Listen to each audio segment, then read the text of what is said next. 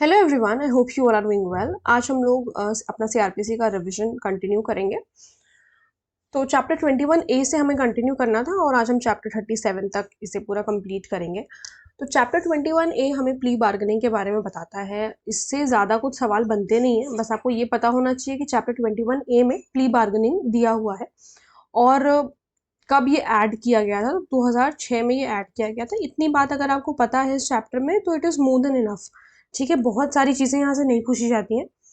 और एक ये वाला जो सेक्शन है जो फाइनलिटी ऑफ जजमेंट के बारे में बात कर रहा है, इसको एक बार ज़रूर पढ़ लेना।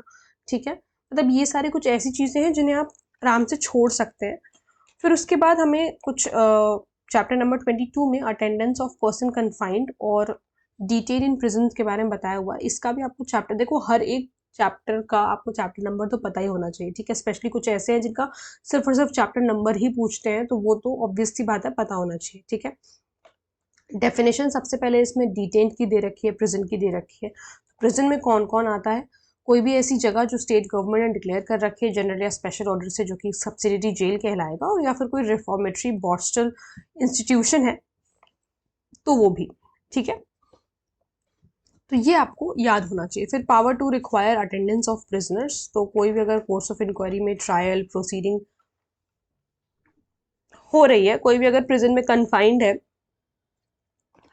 और वो कोर्ट के सामने आया है for answering charge of an offence, ठीक है, तो ऐसा हो सकता है। अगर नेसेसरी है for the ends of the justice, such person उसको एज अ विटनेस लिया जाए तो कोर्ट ऑर्डर कर सकती है। तो कोर्ट में ऑर्डर एंड द कोर्ट में ऑर्डर में make an order requiring the officer in charge of the prison to produce such person before the court answering the charge और the purpose of such proceeding as the case may be for giving evidence. Then when an order under subsection 1 is made by magistrate of second class, अब यहाँ पर जेएमएससी ने अगर order किया है तो it shall not be forwarded to और acted upon the officer in by the officer in charge unless, मतलब अगर जेएमएफसी ने सबसेक्शन 1 में कोई ऑर्डर किया है तो वहां पर जो हमारे ऑफिसर इन चार्ज है प्रिजन के, वो उसको मतलब उसके ऊपर एक्ट अपॉन नहीं करेंगे जब तक कि वो काउंटर साइन ना हो सीजीएम के द्वारा। तो सीजीएम को काउंटर साइन करना जरूरी है, to whom such magistrate is subordinate। ठीक है, मतलब ये जेएमएससी जिसके सबऑर्डिनेट हैं, जिन सीजीएम के, उनको बताना जरूरी है, उनका साइन होना जरूरी है, तभी जो है एक्ट अपॉन ये कर सकते हैं officer in charge of the prison. तो ये एक चीज जो है वो इम्पोर्टेंट है। ठीक है, फिर उसके बाद सबसेक्शन 3 में बताया कि ऑर्डर जो सबमिट किया गया काउंटर साइनिंग के लिए, वो स्टेटमेंट ऑफ फैक्ट्स उसमें होंगे। ठीक है, बस इतनी सी बात है यहाँ पर। फिर उसके बाद 268 में इसको एक बार ऊपर से हेडिंग देख लेना, कोई बहुत ज़्यादा इंपॉर्टेंट चीज़ नहीं है। ठीक है, फिर 270 एक बार देख लेना, जिसमें बता रखा है कि प्रिजनर जो है to be brought to court in custody. ठीक है, जो भी मतलब रिक्वायरमेंट्स वगैरह हैं वो फुलफिल करके उनको कस्टडी में लेकर के आया जाएगा। फिर उसके बाद लैंग्वेज ऑफ कोर्ट्स के बारे में बताया हुआ, तो ये सेक्शन ऐसे भी पूछते हैं, एज एन मार्जिनल हेडिंग भी पूछते हैं।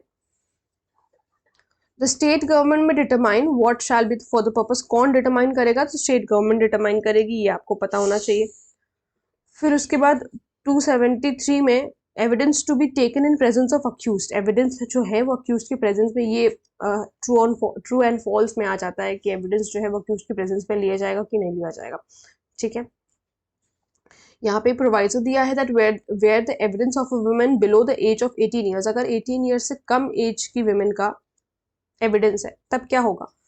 तो who is alleged to have been subjected to rape, कोई अगर सेक्सुअल ऑफेंस के लिए, the court may take appropriate measures to ensure that such woman is not confronted by the accused, मतलब court ये मेजर्स लेगी। आप पॉक्सो में भी पढ़ते हो कि बच्चा जो है वो अक्यूज्ड को ना देखे, तो वही चीज़ यहाँ पर भी है कि अगर 18 साल से कम की अगर कोई महिला है तो ये मेक श्योर किया जाएगा, कोर्ट ये मेक श्योर करेगी कि कन्फ्रंट ना करे। ठीक है, वुमेन अक्यूज को कन्फ्रंट ना करे at the same time ensuring the right of cross examination of the accused. तो ये एक बात याद रखना।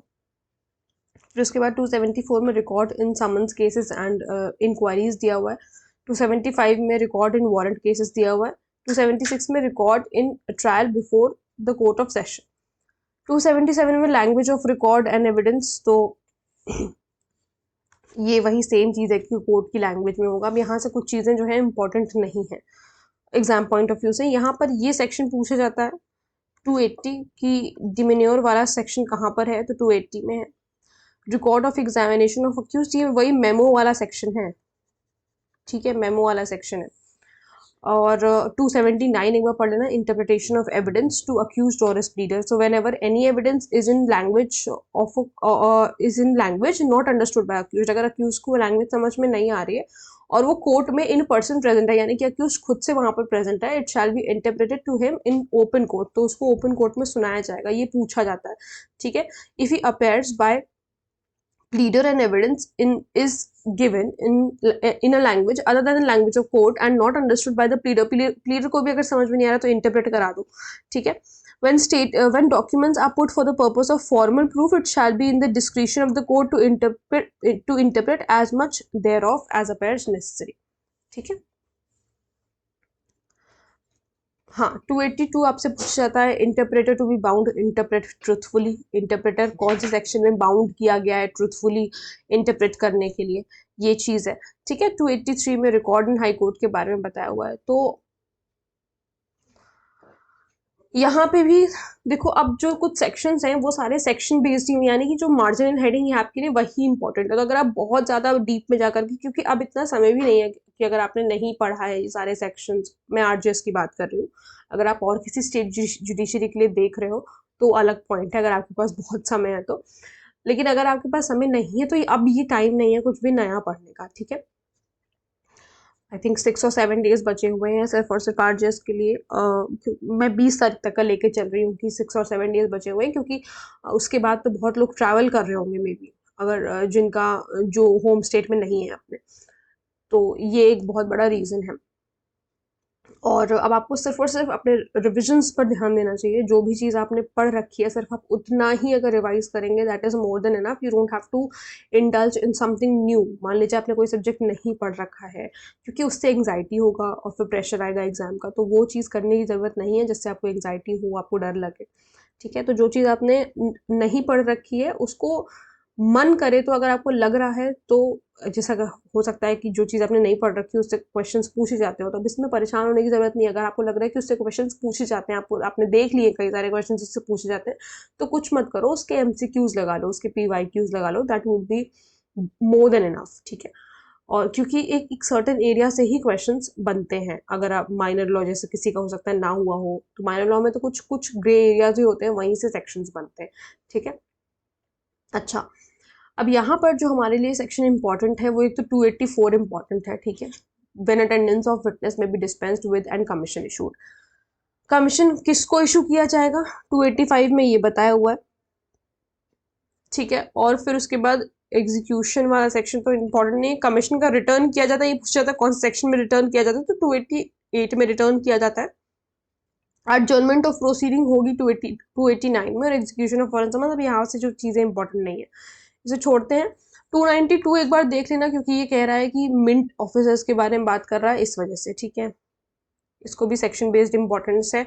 और 293 में report of certain government scientific experts, ठीक है। ये सेक्शन इंपॉर्टेंट है, ये सेक्शन प्री के लिए बहुत ज़्यादा इंपॉर्टेंट है, क्योंकि यहाँ पर एक लिस्ट दी हुई है, ठीक है। ये जो लिस्ट है, the section applies to the, ये सारे मान लो जैसे ये 3 दे दिए, इसके अलावा कोई एक और दे दिया, और पूछते हैं किसमें से क्या नहीं होगा, इसमें यहाँ से नॉट वाले सेक्शंस क्वेश्चंस बहुत बनते हैं। सो एनी केमिकल एग्जामिनर और assistant chemical examiner to government, the chief controller of explosive, the director of the fingerprint bureau, the director Haffkine institute Bombay, the director Deputy Director or Assistant Director of a Central Forensic Science Laboratory or State's Forensic Science Laboratory, the serologist to the government or any other government। तो basically ये जो चीज़ें हैं ये आपको याद होनी चाहिए। ये 6 जो अथॉरिटीज़ हैं, मतलब जिनके ऊपर ये सेक्शन अप्लाई होता है साइंटिफिक एक्सपर्ट के ऊपर, ये आपको पता होना चाहिए। कोई फॉर्मल प्रूफ नहीं दिया जाएगा, एक बार देख लेना। यहाँ से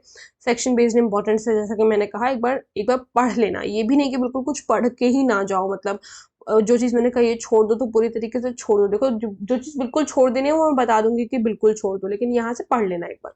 अब यहाँ से चैप्टर नंबर 24 में आपको जनरल प्रोविजंस मिलेंगे as to inquiries and trials में, तो 300 में सबसे पहले तो आपको पता है ऑट्रीफ्यूस अक्विट एंड ऑट्रीफ्यूस कन्विक्ट के बारे में। डबल जियोपार्डी का ये सेक्शन है कि पर्सन अगर एक बार कन्विक्ट हो गया है तो उसको दोबारा सेम ऑफेंस के लिए ट्राई नहीं किया जाएगा।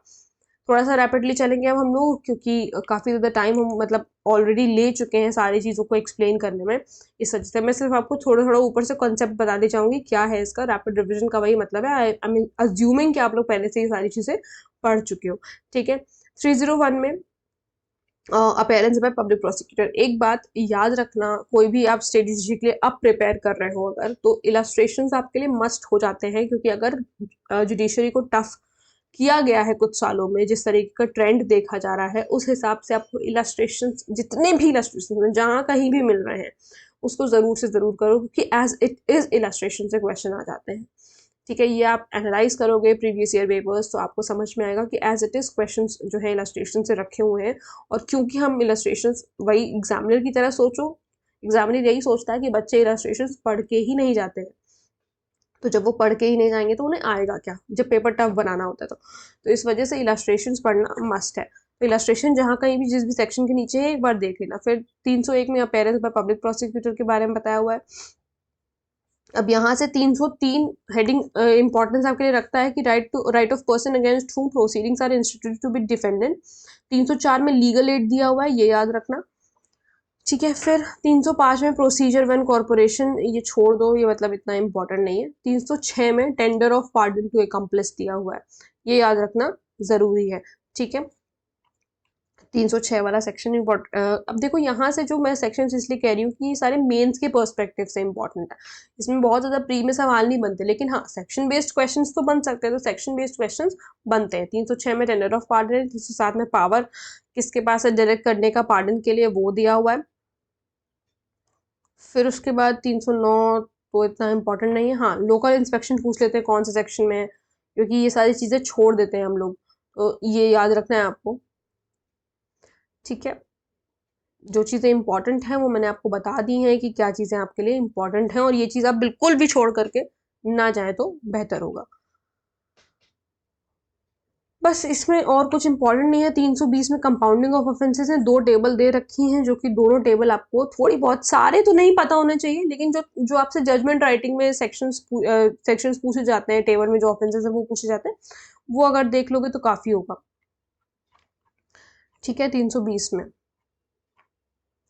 फिर 321 में विड्रॉल फ्रॉम प्रोसिक्यूशन है, तो ये भी आता है कि the public prosecutor assistant public prosecutor in a charge, section based importance है, with the consent of the court at any time before the judgment. ये पूछा जाता है किस समय, तो at any time before the judgment withdraw from the prosecution, वो withdraw कर सकते हैं of any person either generally or in respect of any one or more of the offences for which he is tried, and upon such withdrawal, and upon such withdrawal वो इस तरीके की चीज़ें, if it is made before a charge has been framed he shall, देखो याद रखो, जब charge frame होने से पहले हमेशा डिस्चार्ज किया जाएगा अक्यूज्ड। जब चार्ज फ्रेम नहीं हुए हैं तो अक्यूज्ड को डिस्चार्ज किया जाता है, और चार्ज अगर फ्रेम हो गए हैं तो अक्यूज्ड को अक्विट किया जाता है। ये बहुत छोटी छोटी माइन्यूट डिटेल्स हैं जिसमें गलती हो जाती है कि चार्ज फ्रेम होने से पहले the accused is discharge, charge frame होने के बाद, ठीक है, चार्ज फ्रेम होने के बाद द अक्यूज्ड इज एक्विटेड। ठीक है, तो ये बात याद रखिएगा। फिर उसके बाद 322 में procedure in cases which magistrate के नॉट डिस्पोज ऑफ, इसको एक बार देख लेना। हालांकि यहाँ से सवाल बनता है कि that he has no jurisdiction to try the case or committed to trial, that the case is one which should be tried or committed for a trial by other magistrate in the district। तो ये एक बार पढ़ लेना, ठीक है। फिर उसके बाद 323 है, 324 है, 325 एक बार देख लेना कि जब मजिस्ट्रेट सेंटेंस सफिशिएंटली सर्व नहीं कर पाते तब क्या करते हैं।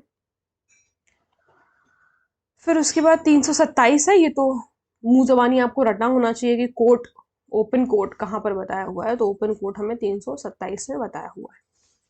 ठीक, फिर उसके बाद आपके पास provisions as to accused of unsound mind, इसको अगर आप नहीं भी देखोगे तो चलेगा, चैप्टर नंबर याद रखो कि 25 है। ठीक है, काफ़ी है चैप्टर नंबर आपके लिए याद रखने के लिए।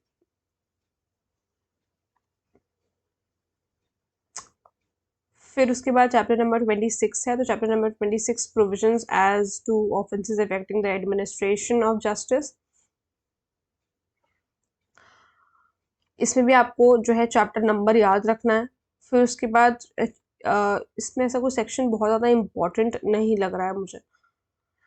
हाँ, यहाँ से ये चीज़ इम्पोर्टेंट है, चैप्टर नंबर 27 में जजमेंट के बारे में बताया हुआ है। 353 में कहाँ पे जजमेंट दिया जाता है, तो जजमेंट किस तरीके से दिया जाएगा, by delivering the whole judgment, by reading out the whole judgment. ये ऐसे पूछ लेते हैं कि इसमें से कौन सा तरीका नहीं है जो जजमेंट सुनाया जाता है जिस तरीके से, वो याद रखो।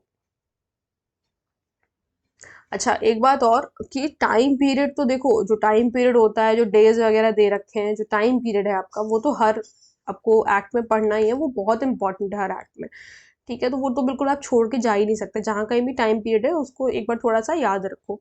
ठीक है, फिर 354 में language and contents of judgment, फिर मेट्रोपॉलिटन जजमेंट, मेट्रोपॉलिटन मजिस्ट्रेट का जजमेंट कभी कभी पूछ लेते हैं, बहुत इंपॉर्टेंट नहीं है, देख लेना, सिर्फ सेक्शन बेस्ड इंपॉर्टेंस है और कुछ नहीं इसमें पूछते। ऑर्डर टू पे कॉम्पनसेशन 357 में दे रखा है। 357A में विक्टिम कॉम्पनसेशन स्कीम है, ये पता होना चाहिए। ठीक है, विक्टिम कॉम्पनसेशन स्कीम 357A में ये चीज़ पूरी पता होनी चाहिए आपको।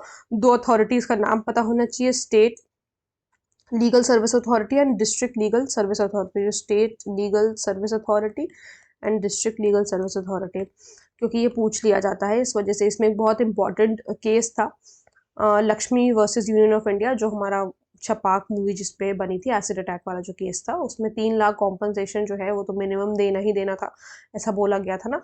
तो वो आपको याद रखना कि 3 लाख कॉम्पनसेशन है। ठीक है, उसमें फिर 357B है, तो ये तो नहीं, लेकिन 357C ट्रीटमेंट ऑफ विक्टिम के बारे में जो है वो बताया गया।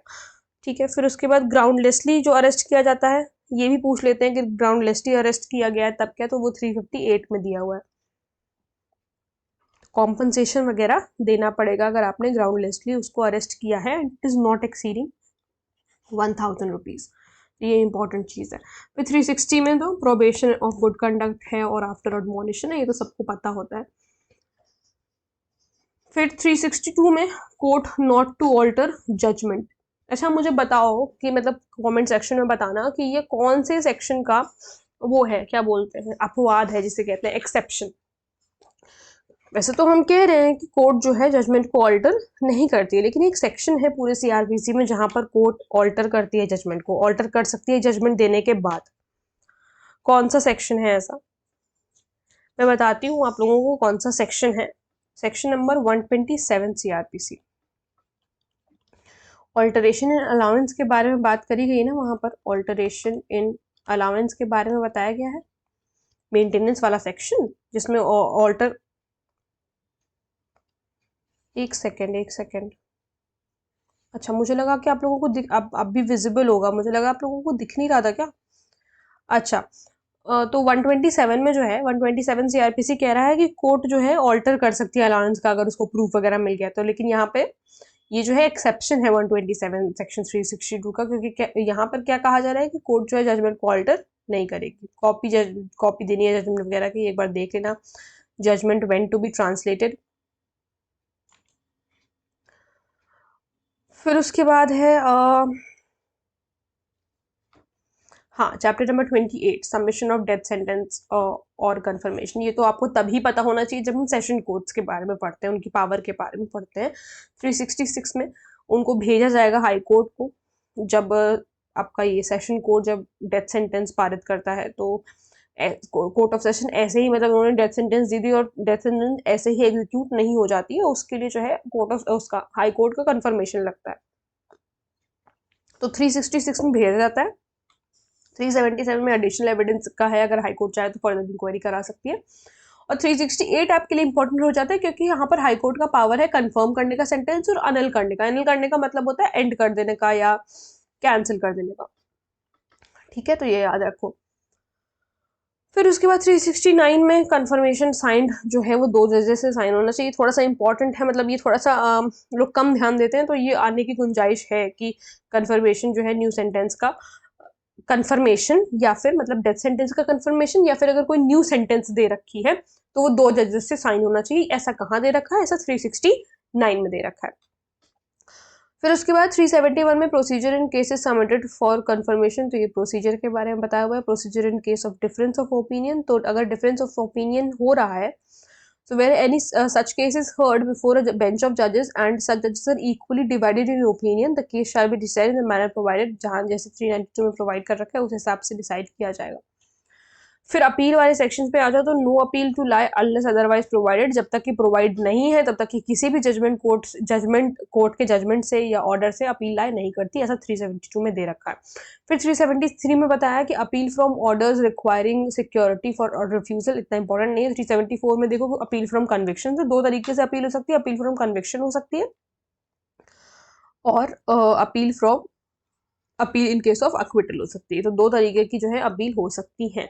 आपके लिए यहाँ से जो मोस्ट इंपॉर्टेंट सेक्शन है वो ये है कि नो अपील इन पेटी केसेस। एक तो no appeal in certain cases where accused pleads guilty, जहां पर अक्यूज ने गिल्टी प्लीड कर दिया वहां पर भी कोई अपील नहीं होगी, 375 में बताया। So if the conviction is by there shall be no appeal if the conviction is by the high court, if the conviction is by a court of session में अक्यूज ने कहा कि आई एम गिल्टी, ठीक है, मतलब मैं guilty plead कर रहा हूँ और वहां पर जो है कन्विक्शन हाई कोर्ट ने किया है तो भी कोई अपील नहीं होगी, या फिर अगर कन्विक्शन कोर्ट ऑफ सेशन ने किया है, मेट्रोपॉलिटन मजिस्ट्रेट ने किया है, जेएमएफसी या जेएमएससी ने किया, except as to the legality.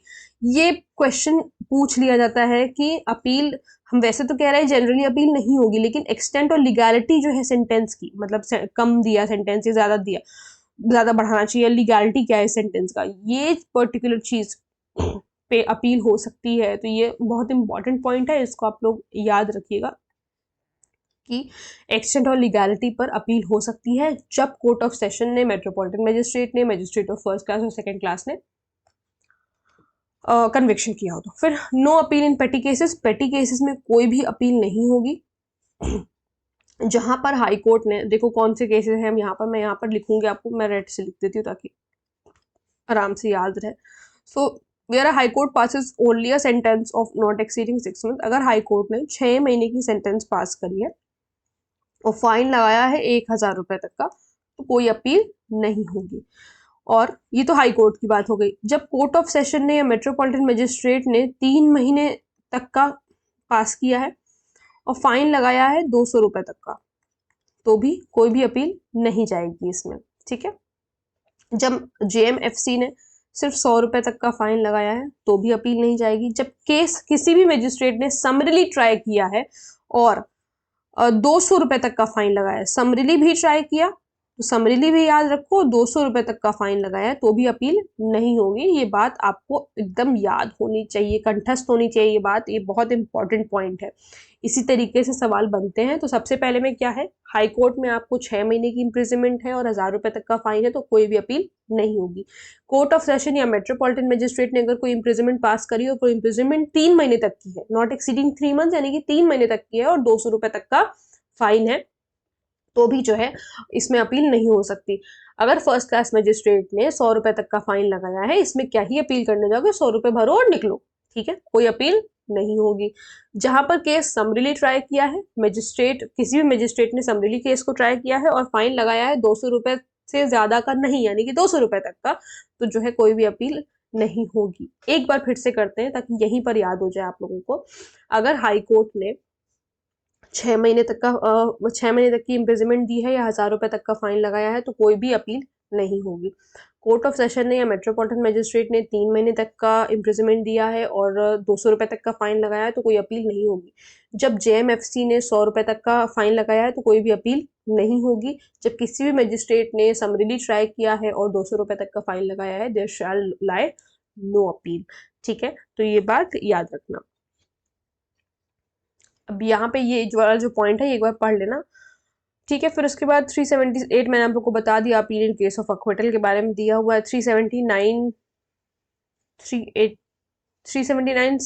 says appeal against conviction by high court in certain cases and so where the high court has on been appealed reversed an order of acquittal, जहाँ पर उन्होंने reverse कर दिया order of acquittal को of an accused person, convicted him, और उन्होंने convict भी कर दिया, उसको सेंटेंस कर दिया टू डेथ और टू इम्प्रिजनमेंट फॉर लाइफ और टू इम्प्रिजनमेंट, ही में अपील टू सुप्रीम कोर्ट। भाई सीधी सी बात है, अगर हाई कोर्ट ने, मान लो कि उसका एक्विटल हुआ था, ठीक है, नीचे से, जैसे मान लो कि आपका ये क्या नाम है, उसको क्या बोलेंगे,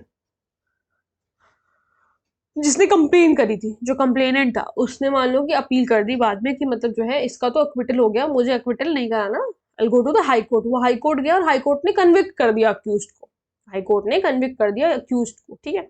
अब जब उसको अक्यूज को जब कन्विक्ट कर दिया और वो सेंटेंस कर दिया डेथ की पेनल्टी से या फिर इम्प्रिजमेंट फॉर लाइफ से, या इम्प्रिजमेंट जो है वो फॉर टर्म 10 ईयर्स या 10 ईयर्स से ज्यादा, तो वो क्या करेगा, वो सुप्रीम कोर्ट को अपील करेगा। बस इतना याद रखना, हाई कोर्ट का जो माई बाप है वो सुप्रीम कोर्ट है, ये बात आपको याद रखनी है बस। Summary disposal of dismissal of appeal देख लेना अगर देखना चाहो तो। पावर ऑफ अपीलाट कोर्ट कहाँ दे रखा है, तो 386 में दे रखा है, ये बात याद रखिएगा। फिर उसके बाद जजमेंट सबऑर्डिनेट टू, इसमें इतनी चीजें यहाँ पर कुछ भी इंपॉर्टेंट नहीं है, एक बार लेकिन पढ़ के जरूर जाना, ये नहीं कि बिल्कुल एकदम छोड़ ही दिए हैं उसको, पढ़ ही नहीं रहे, पढ़ लेना एक बार। 393 देख लेना, 394 देख लेना, अबेटमेंट ऑफ अपील्स के बारे में बता रहा है। फिर उसके बाद चैप्टर नंबर 30 है जो कि हमें रेफरेंस और रिविजन के बारे में बताता है। अब ये रेफरेंस और रिविजन क्या है, तो आप देखेंगे रिव्यू नहीं दिया हुआ है आपके, तो सीआरपीसी में अगर कही जाए कि रेफरेंस, रिव्यू और रिविजन के में से कौन सी चीज नहीं दे रखी है, तो आपको रिव्यू नहीं दे रखा है, ठीक है, ये बात याद रखिएगा। चैप्टर नंबर 30 में रेफरेंस एंड रिविजन दे रखा है, तो रेफरेंस जो है वो हाई कोर्ट को जाता है अगर किसी कोर्ट को ऐसा लग रहा है, सेटिस्फाइड है कि कोई ऐसा केस है जो उनके सामने पेंडिंग है, जो कि किसी एक्ट, ऑर्डिनेंस, वही जैसे सीपीसी में हम लोग पढ़ते हैं रेगुलेशन से रिलेटेड है, उस पर्टिकुलर एक्ट, ऑर्डिनेंस या रेगुलेशन में कुछ ऐसा डिटरमाइन करवाना है जो कि जरूरी है, क्वेश्चन ऑफ लॉ है बेसिकली, कुछ भी ऐसी चीज है, तो यहाँ से कोर्ट, कोई भी जो कोर्ट है वो रेफर कर सकती है हाई कोर्ट को, ठीक है, मतलब केस दे देगी कि आप जो है बता करके इसको जो भी एम्बिग्विटी वगैरह आ रही है, जो प्रॉब्लम आ रही है उसको समझने में, वो चीज डिक्लेयर करके दे। हाँ, लेकिन वो चीज ऐसा कोई एक्ट, ऑर्डिनेंस या रेगुलेशन नहीं होना चाहिए जो हाई कोर्ट ने ऑलरेडी डिसाइड कर दिया है कि इसमें ये फलाना दिक्कत थी अब सॉल्व हो गई, तो ऐसा कुछ नहीं होना चाहिए, उन्होंने सॉल्व नहीं किया होना चाहिए तभी रेफरेंस हो सकता है, ठीक है। अब इसमें दो अथॉरिटीज है, कोर्ट ऑफ सेशन या मेट्रोपॉलिटन मजिस्ट्रेट, अगर उन्हें सही लगता है तो कोई भी केस जो उनके सामने पेंडिंग है, वो जहां पर प्रोविजन सबसेक्शन 1 के अप्लाई नहीं हो रहे हैं, तो वो डिसीजन जो है हाई कोर्ट को रेफर कर सकते हैं एनी क्वेश्चन ऑफ लॉ पर, ठीक है। तो यहाँ पर क्वेश्चन ऑफ लॉ पर बात हो रही है, यहाँ पे मैंने अगर क्वेश्चन ऑफ लॉ बोला है, मुझे लग रहा है बोला है, तो उसको भूल जाइए, एक्ट, ऑर्डिनेंस और रेगुलेशन के बारे में यहाँ पर बात है, यहाँ पर कोर्ट ऑफ सेशन या मेट्रोपॉलिटन मजिस्ट्रेट है, ठीक है, ये बात याद रखिएगा बिल्कुल। कब जो है कौन से सेक्शन में पावर ऑफ रिविजन है मंगाने का, तो वो 397 में है, 398 में पावर टू ऑर्डर इंक्वायरी है। अब ये सवाल कई बार पूछते हैं कि सेशन जज की पावर कहाँ है और हाई कोर्ट की पावर कहाँ है, तो 399 और 400 में सेशन जज की पावर है। मान लो अगर 399 दिया है तो 399 में लगाना, क्योंकि यहाँ पर एडिशनल सेशन जज की पावर है 400 में, 401 में हाई कोर्ट की पावर है, ये बात याद रख लीजिए। प्रीवियस ईयर पेपर देखेंगे तो कई बार पूछा गया है कि 399 में और 400 में किसकी पावर है और 401 में किसकी पावर है, ठीक।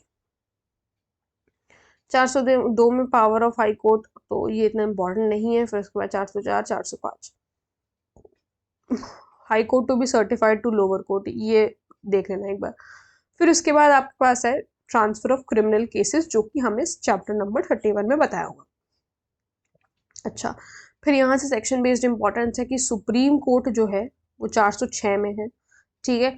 Power of supreme court to transfer cases in appeal, यहाँ पर किसकी पावर है, सुप्रीम कोर्ट की पावर है। एक ये सवाल जो कई बार पूछा जाता है वो यहाँ से कि द सुप्रीम कोर्ट में act under this section only on the application of, इस सेक्शन के अंडर वो तभी एक्ट करेंगी जब सुप्रीम कोर्ट, जब अटॉर्नी जनरल ऑफ इंडिया या फिर जो पार्टी इंटरेस्टेड है अगर उन्होंने कहा है तो, and every such application shall be made by motion which shall except when the applicant is the attorney general of India or the advocate general of the state be supported by affidavit, और affidavit से जो है इनको support करना होगा। तो ये जो अथॉरिटी है अटॉर्नी जनरल ऑफ इंडिया, ये बहुत बार पूछी गई है, मतलब बहुत बार पूछी गई है, ठीक है, तो ये याद रखना। फिर उसके बाद 407 में जो है पावर ऑफ हाई कोर्ट है, हाई कोर्ट की पावर है, तो ये एक बार देख लेना हाई कोर्ट की पावर कहाँ पर है, बस इतना ही यहाँ पे इंपॉर्टेंट है। ये सब थोड़े बड़े बड़े सेक्शंस है ना, तो जो बहुत ज्यादा थोड़े बड़े बड़े सेक्शंस होते हैं ये मेंस के लिए इंपॉर्टेंट हो जाते हैं, प्री के लिए इतना इंपॉर्टेंट नहीं रहते। लेकिन हाँ, एक बार बेयर एक्ट को पढ़ जरूर लेना पूरा, एक बार BRF को पूरा पढ़ना जरूरी है प्री के लिए, ठीक है। फिर उसके बाद 408 में पावर ऑफ सेशन जज to transfer cases in appeal. Session जज का पावर है केस को ट्रांसफर करने का और अपील करने का। तो 406 में हम लोगों ने देखा, 406 में नहीं, 406 में हम लोगों ने देखा सुप्रीम कोर्ट की पावर है, 407 में हमने देखा हाई कोर्ट की पावर है और 408 में हमने देखा सेशन जज की पावर है। तो ये 3 जो सेक्शंस हैं वो लाइंस आपको पता होने चाहिए। फिर उसके बाद execution, suspension, रेमिशन and commutation of sentence, chapter number 32। तो execution of sentence, death sentence passed by high court, ये देखना। पोस्टपोनमेंट, ये प्रेग्नेंट वुमेन वाला जो सेक्शन है ये कई बार पूछा जाता है, 416 प्रेग्नेंट वुमेन कैपिटल सेंटेंस का, प्रेग्नेंट वुमेन कैपिटल सेंटेंस का पनिशमेंट जो है कैपिटल सेंटेंस की अगर दी गई है प्रेग्नेंट वुमेन को तो वो कम्यूट हो जाती है टू लाइफ इम्प्रिजनमेंट, कम्यूट हो जाती है टू लाइफ इम्प्रिजनमेंट, ये बात याद रखना, ठीक है। इसको एक बार पढ़ जरूर लेना, ठीक है। मैं हर एक चीज़ तो यहाँ पर आप लोगों को आप समझ सकते हो कि नहीं पढ़ा सकते हो क्योंकि बहुत बड़े बड़े सेक्शंस हैं, ठीक है, लेकिन एक बार इसको देख जरूर लेना अपने स्तर पर।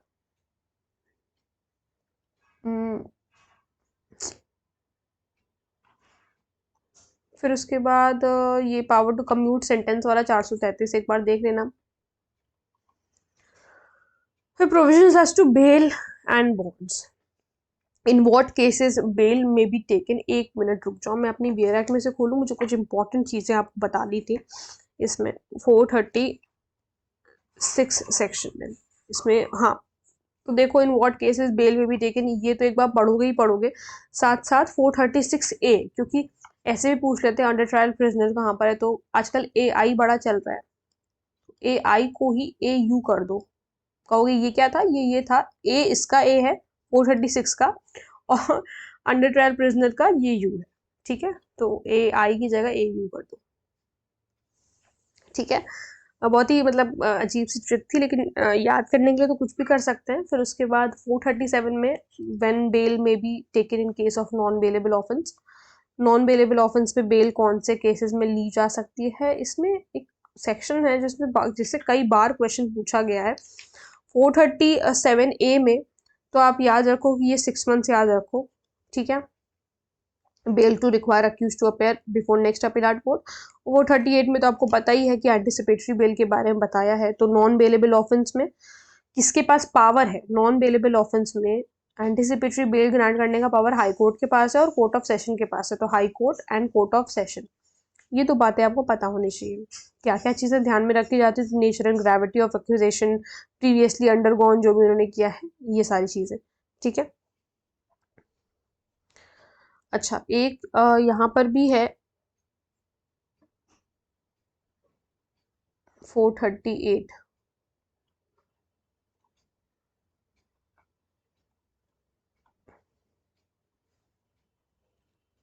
इसमें कुछ वो है क्या, मतलब मुझे लग रहा है कि आप लोग इसको एक बार अपनी बैराक में ज़रूर देख लेना, ठीक है। 438 को अपनी बैराक में, बैराक से ज़रूर पढ़ लेना। मुझे लग रहा है कि इसमें अमेंडमेंट जो हुआ था वो अमेंडमेंट नहीं दिया हुआ है, if I am not wrong, इसमें अमेंडमेंट नहीं दिया हुआ है क्योंकि इसमें ना क्लॉज 1 ना सबसेक्शन 1A देखने को मिल रहा है, ना सबसेक्शन 1B देखने को मिल रहा है। अगर आप लोगों के में 1A और 1B वाला, क्योंकि मेरे बियर एक्ट में 1A और 1B है, ठीक है। तो अगर 1A है आपका तो एक चीज़ नोट कर लो, या मतलब वहीं पे आपकी बियर एक्ट में होगा। तो 1A में दिया हुआ है कि where the court grants an interim order under subsection 1, जहां पर कोर्ट इंटरिम ऑर्डर ग्रांट कर रहा है सबसेक्शन 1 में, it shall फोर्थविथ cause a notice being not less than 7 days, तो 7 दिन का नोटिस जो है वो देना पड़ेगा together with the copy of such order to be served on the public prosecutor। किसको देना होगा, पब्लिक प्रोसिक्यूटर को, and the superintendent of the police, superintendent of police को भी, with a view to give the public prosecutor reasonable opportunity of being heard, कि मतलब उनको OOBH मिले, ठीक है, मतलब अपॉर्चुनिटी ऑफ बीइंग हर्ड मिले, इस वजह से। पता नहीं इसमें किस तरीके से ऐसे है, क्यों है ऐसा, मतलब अच्छा यहाँ पर दिया तो है, नहीं दिया है, पता नहीं, आई डोंट नो क्या प्रॉब्लम है, चलो छोड़ो, वो देख लेंगे, वो 7 days वाला वही मुझे बताना था, वो एक बार नोट कर लेना, ठीक है। फिर उसके बाद ये अमाउंट वाला सेक्शन है जो कि इम्पोर्टेंट है, amount of bond and reduction thereof. Amount जो है एक्सेसिव नहीं होना चाहिए, वही बात बता रखी है। High court of session may direct, high court और court of session sorry may direct the bail required by the police officer और मजिस्ट्रेट टू बी रिड्यूस्ड, ठीक है। फिर 433 कह रही 443 आपके लिए इंपॉर्टेंट है, जो कि कह रहा है power to order sufficient bail when the first taken is insufficient. जहां पर पहली जो है इनसफिशिएंट थी तो ऑर्डर कर सकते हैं कि सफिशिएंट श्योरिटीज वगैरह लेकर के आई जाए। फिर उसके बाद आपका 446A में कैंसिलेशन है, तो ये सेक्शन बेस्ड इंपॉर्टेंस रखता है, इसको एक बार जरूर देख लेना, कैंसिलेशन वगैरह जो वाला जो प्रोविजन है। फिर डिस्पोजल ऑफ प्रॉपर्टी है, सबसे पहले तो 24 आप 24 कह रही 34 तो यही पता होना चाहिए, डिस्पोजल ऑफ प्रॉपर्टी का चैप्टर नंबर पता होना चाहिए। इसको बहुत ज़्यादा ये इंपॉर्टेंट नहीं है, आरजीएस वगैरह में तो खैर कभी भी पूछा नहीं गया अब तक, लेकिन सेक्शन बेस्ड एक बार देख लेना, ठीक है। फिर उसके बाद अच्छा अब आया काम का चैप्टर, जो कि चैप्टर नंबर 35 है, और ये बहुत इंपॉर्टेंट है, मतलब यहाँ से तो सवाल बनेगा ही बनेगा अगर पेपर टफ आएगा तो। देखो 460 में बता रखा है कि ऐसी कौन सी इरेगुलरिटीज हैं जो विशिएट नहीं करती हैं। सबसे पहले तो सेक्शन बेस्ड इंपॉर्टेंस है, ऐसी कौन सी इरेगुलरिटीज हैं जो कि विशिएट नहीं करती हैं, यानी कि ट्रायल को एंड नहीं कर देती, या प्रोसीडिंग्स को एंड नहीं कर देती, या कैंसिल नहीं कर देती, या वॉइड डिक्लेयर नहीं कर देती। जो भी लिखना हो, जो भी समझना हो, आप विशिएट का मतलब समझ सकते हैं। देखो 2 लिस्ट दे रखी है, एक तो बताया जहां पर प्रोसीडिंग्स जो है विशिएट नहीं करेंगी, ऐसी इरेगुलरिटीज जो दे रखी है। और 461 में क्या बता रखा है कि ऐसी इरेगुलरिटीज हैं जो कि प्रोसीडिंग्स को विशिएट कर देंगी। एक याद कर लो, दूसरा अपने आप याद आ जाएगा, ठीक है, वहां पर एग्जामिनेशन में। तो अगर किसी मजिस्ट्रेट ने, जो कि एम्पावर्ड नहीं है लॉ के द्वारा ये सारे काम करने के लिए, लेकिन अगर उसने कर लिया, तो 460 में जो लिस्ट दे रखी है, तो ये प्रोसीडिंग्स विशिएट नहीं होती है। तो issue a search warrant under section 94, to order under section 155 the police to investigate an offence, to hold an inquest under section 176, to issue process under section 187, to take cognizance of an offense of section 190, to make over a case under subsection 2 of section 192, to tender pardon। देखो अगर उन्होंने pardon भी grant कर दिया तो यहाँ पर proceedings vitiate नहीं होती, कई बार पूछा हुआ क्वेश्चन है। To recall a case and try it himself under section 410, and to sell a property under section 458 और सेक्शन 459। तो अगर उन्होंने गुड फेथ में ऐसा किया है तो प्रोसीडिंग्स विशिएट नहीं होती। तो एक लिस्ट याद कर ले, दूसरा अपने आप याद आ जाएगा कि 461 में कौन से ऐसी चीजें हैं जहां पर प्रोसीडिंग्स विशिएट हो जाती है। ये पूछा जाता है कई बार कि रॉन्ग प्लेस कौन सा कहाँ पर बताया हुआ है, तो 462 में बताया हुआ है कि अगर रॉन्ग प्लेस में होता है तो उससे कोई फर्क नहीं पड़ता, मतलब it does not vitiate the proceeding, but अगर कोई फेलियर ऑफ जस्टिस ना हुआ हो तो, ठीक है। फिर effect of omission of frame irregular charge वगैरह, इसको एक बार देख लेना, नहीं इतना इंपॉर्टेंट नहीं है। फिर चैप्टर नंबर 36 है, जो कि हमें limitation for of taking cognizance of certain offences के बारे में बता रहा है। अब ये चीजें तो इंपॉर्टेंट है, क्योंकि 468 आपका इंपॉर्टेंट है, bar to taking cognizance after lapse of period of the limitation, except as otherwise provided elsewhere in this code, no court shall take cognizance of an offence the category after the expiry of, कोई भी court cognizance नहीं लेगा अगर expiry हो गई है period of limitation की। The period of limitation 6 month, अगर ऑफेंस सिर्फ फाइन से पनिशेबल है तो इनका पीरियड ऑफ लिमिटेशन क्या है, 6 महीने, अगर सिर्फ और सिर्फ फाइन से पनिशेबल है तो, ठीक है, मतलब फिर 6 महीने के बाद आप अगर करने जा रहे हो तो नहीं हो पाएगा, ठीक है, लिमिटेशन पीरियड क्योंकि खत्म हो गया। बहुत ही आसान है इसको याद करना, अगर फाइन से पनिशेबल है तो 6 महीने याद रखो, और अगर नॉट एक्सीडिंग 1 ईयर है तो यहाँ पर टाइम भी कॉग्निजेंस लेने का 1 साल ही दे रखा है, और अगर नॉट एक्सीडिंग 3 ईयर्स है यानी कि 1 से 3 साल अगर है तो इसका जो टाइम है कॉग्निजेंस लेने का वो भी 3 साल ही दे रखा है। इसमें कुछ बहुत ज्यादा ऐसे वो नहीं कि याद नहीं होगा। पहले में 6 महीने अगर से फाइन से पनिशेबल है, दूसरे में अगर नॉट एक्सीडिंग 1 ईयर है तो 1 ईयर ही है कॉग्निजेंस भी लेने के लिए, और अगर 1 से 3 साल तक का है तो फिर 3 साल तक में कॉग्निजेंस लिया जा सकता है। फिर commencement of period of limitation, इसको एक बार पढ़ लेना, कमेंसमेंट जो है पीरियड ऑफ लिमिटेशन का कब से होता है ये चीज़। और ये चीज़ इंपॉर्टेंट है 471 में, क्योंकि कह रहा है कि जब कोर्ट क्लोज है तो वो एक्सक्लूड हो जाता है, जैसे हम लोग लिमिटेशन एक्ट में पढ़ते हैं सेक्शन नंबर 4 में, ठीक है। फिर 472 में कॉन्टिन्यूइंग ऑफेंस के बारे में बता रखा है, ये भी कई बार पूछा गया क्वेश्चन है। अगर कॉन्टिन्यूइंग ऑफेंस है तो फ्रेश लिमिटेशन पीरियड कब से बिगिन होता है, shall begin to run at every moment पे रन करेगा, ये चीज़ याद रखना है। कि सेक्शन नंबर 9 है लिमिटेशन एक्ट का, जिसमें ये बात बता रखी है कि एवरी मोमेंट वो रन करने लगेगा, ठीक है। फिर extension of period in certain cases, तो वही चीज़ है कि एक्सटेंड कर देंगे अगर नेसेसरी है in the interest of justice. तो फिर हमारा लास्ट चैप्टर है चैप्टर नंबर 37 मिसलेनियस है। तो 474 में बस इतना याद रखो कि कोर्ट ऑफ सेशन की तरीके से ट्रायल होता है हाई कोर्ट में, ठीक है। हाई कोर्ट में कोर्ट ऑफ सेशन की तरीके से होता है। फिर उसके बाद power of high court to make rules, इसको सेक्शन बेस्ड इंपॉर्टेंस है, ये याद रखना। हाई कोर्ट की पावर कहाँ दे रखी है, ये सेक्शन बहुत इंपॉर्टेंट है, जिसमें कह रहा है अगर मजिस्ट्रेट या जज पर्सनली इंटरेस्टेड है किसी केस में तो वो उस केस को नहीं देखेंगे। ये तो बहुत मतलब छोटी सी बात तो नहीं है, लेकिन ये बहुत ही मतलब ऐसे नॉर्मल सी बात है, जो कि पता होती है हम लोगों को जनरली, जब से हमने लॉ पढ़ना शुरू किया होता है ये बात हमें पता होती है कि कोई भी जज या magistrate except with the permission of the court, court की परमिशन ली तो अलग बात है। तो अगर वो पर्सनली इंटरेस्टेड है एंड नो जज शैल हियर एन अपील, कोई अपील भी नहीं वो सुनेंगे, ठीक है। Explanation: a judge or magistrate shall not be deemed to be a party or personally interested in any case by reason only that he concerned there in public capacity। तो basically नहीं करते हैं वो, ये बात याद रखो, बस इतना ही पूछा जाता है। 480 में प्रैक्टिसिंग प्लीडर जो है वो एज एन मैजिस्ट्रेट नहीं बैठेंगे इन सर्टन कोर्ट्स, ठीक है। फिर 481 में पब्लिक सर्वेंट कंसर्न, देखो 479 में आपको बताया कि कोई भी जज या मैजिस्ट्रेट, ये 479 में बताया।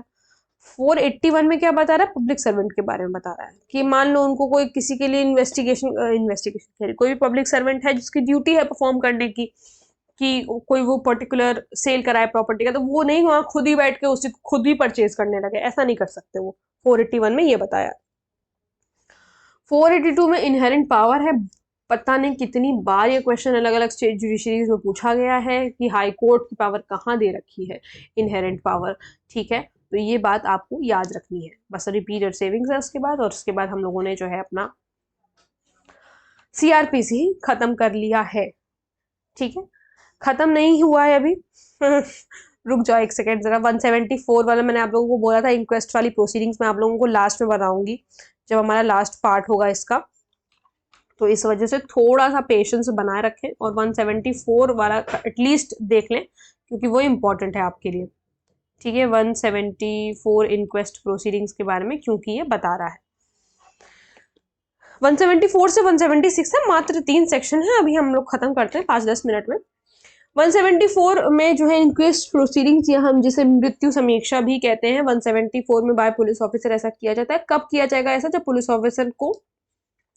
ऑफिसर को इंफॉर्मेशन मिली है, तो एज टू सुसाइड वगैरह हुआ है, या फिर मतलब सुसाइड किया है किसी ने, या फिर किसी एनिमल के द्वारा मार दिया गया है किसी को, या कोई मशीन में मतलब किसी मशीनरी की वजह से, मान लो किसी फैक्ट्री वगैरह में बंदा काम करता था तो, या कोई एक्सीडेंट हो गया है, और अगर या फिर ऐसा कुछ लग रहा है कि died in circumstances raising a reasonable suspicion that some other person has committed an offence, या फिर किसी ने ऐसा लग रहा है कि किसी ने उसका मर्डर किया है, तो इन्फॉर्म करेंगे किसको, नियरेस्ट एग्जीक्यूटिव मजिस्ट्रेट को इन्फॉर्म करेंगे कि वो इंक्वेस्ट करें, और डीएम या एसडीएम को भी इन्फॉर्म कर सकते हैं अनलेस अदरवाइज डायरेक्टेड। डीएम या एसडीएम को भी अप्लाई किया जा सकता है, उन्हें बताया जा सकता है। प्रोसीड करेंगे उस स्पॉट, ये तो वही प्रोसीजर वगैरह बताया हुआ है कि प्रोसीड करेंगे उस स्पॉट पे, इन्वेस्टिगेट करेंगे जहां पर 2 या 2 से ज्यादा रिस्पेक्टेबल इनहैबिटेंट्स की जो है प्रेजेंस होगी।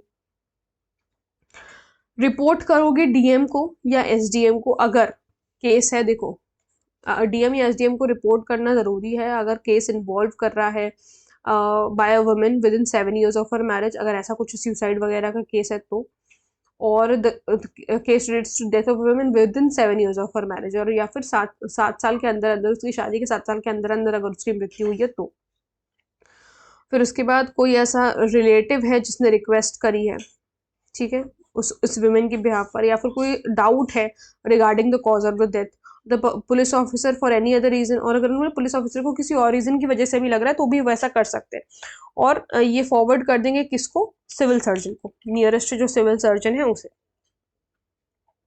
फिर 175 में पावर दे रखी है, 175 में पावर दे रखी है, पावर टू समन पर्सन, तो ये एक बार देख लेना, 2 या 2 से ज़्यादा रिस्पेक्टेबल इनहेबिटेंट्स को बुलाया जा सकता है, समन टू मोर पर्सन, ठीक है, for the said investigation, in writing में होगा, ये चीज़ याद रखनी। फिर 176 में inquiry by magistrate into cause of death, अब ये पूरा प्रोसीजर है, प्रोसीजर पूरा नहीं पूछा जाएगा लेकिन आपको सेक्शन बेस्ड इंपॉर्टेंस, मतलब सेक्शन बेस्ड जो है वो पता होना चाहिए, ठीक है। तो आई होप आप लोगों को ये सेशन पसंद आया होगा, आई होप जो है सारी चीज़ें अच्छी तरीके से क्लियर हुई होंगी। सीआरपीसी को हम लोगों ने 4 पार्ट में कवर किया है, तो अगर आप लोगों ने पिछले पार्ट्स भी नहीं देखे तो वो भी आप लोग देख सकते हैं। यही सारे जो है सेक्शंस, और इसी तरीके से जिस तरीके से मैंने आपको सवाल बताया उसी तरीके से सीआरपीसी में क्वेश्चंस पूछे जाते हैं। मिलते हैं नेक्स्ट वीडियो में। Thank you so much.